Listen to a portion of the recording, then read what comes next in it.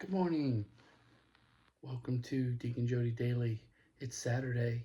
I'm obviously at home in my home office, and today we have some interesting readings, some pretty um, thoughtful insight too about them. One of my friends that I uh, listen to frequently uh, said something that made me think about um, a point I'm going to make during this. So if you are enjoying these videos, like them and share them. Um, I'd appreciate it if you would subscribe to my YouTube channel and follow me on my Deacon Jody Moscona Facebook page. That all helps get this spread far and wide. So today we're back in wisdom, and we're getting close to the end of wisdom. So we're in 18, chapter 18, toward the end.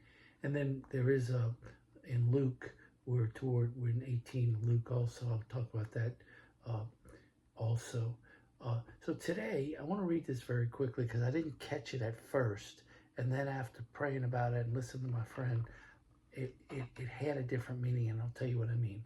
This is what it says. It says, there's a peaceful stillness encompassed everything, and the course was half spent. Then it says, your all-powerful word from heaven's royal throne bounded a fierce warrior into the doomed land, bearing the sharp sword of your inexorable decree, and alighted, filled every place. Let me tell you what this is about. This is reflecting on the Exodus.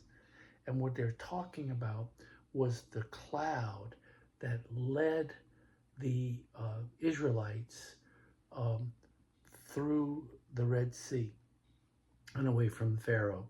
But listen, because that later it says, out of the Red Sea, an unimpeded road, the grassy plain, cleared the mighty flood. So anyway, this is the Exodus. This is a reference to the Exodus.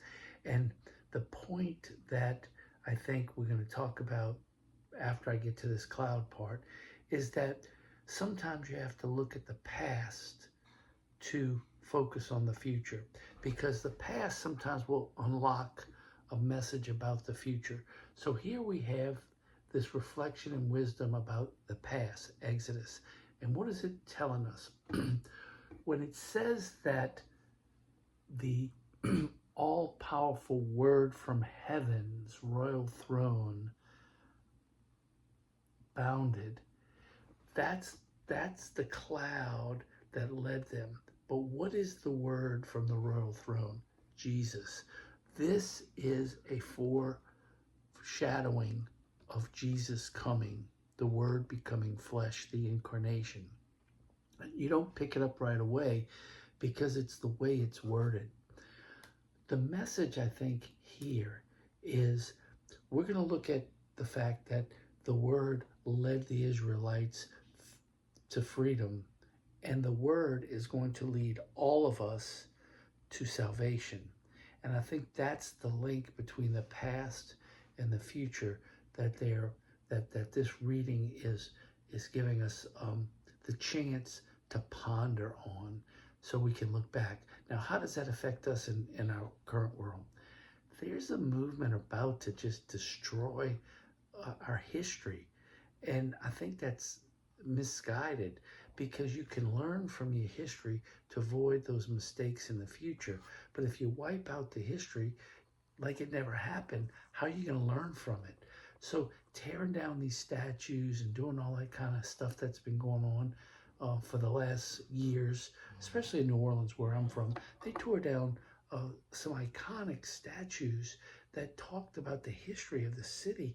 And some of those people had, yes, they made mistakes. They might have owned slaves, but they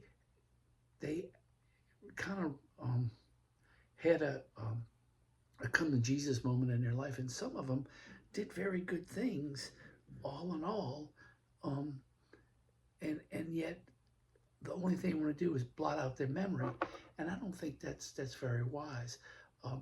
There's a lot of the schools in New Orleans were named after John McDonough, because he had built most of the schools for black and whites, and they take McDonough's statue and throw it in a river. because he was a slave owner. That's misguided in my opinion, because you can learn from it in the future. And I think that's a message that we can take from this reading here, from wisdom, gain wisdom, and use it in a present day uh, analysis. Um, now, the reading from Luke is the widow who's pressing upon the judge for him to give her a favorable rendering, and he is not a good man and he ignores her. But then he finally says, she's persistent. I better give her a judgment because she may hurt me, she may strike me. And so that tells us about the power of prayer, persistent prayer. And I think that when you combine that with this wisdom reading, we can think about prayer today can positively affect our future. So let us persevere in our prayer. Let us never stop praying, because that's what the Lord calls us to do. If we're persistent in our prayer, certainly at some point we will get an answer. So I hope you enjoy this reflection today. I hope it makes some sense to you. And once again, if you share them, it does us a lot of good to get them available across the fruited plains, so to speak. Anyway, you pray for me. I'll pray for you. Have a wonderful weekend. God bless.